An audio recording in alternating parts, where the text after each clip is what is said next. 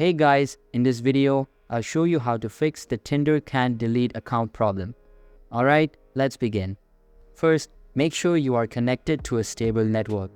If you are using Wi-Fi, try switching over to mobile data and see if that solves the problem.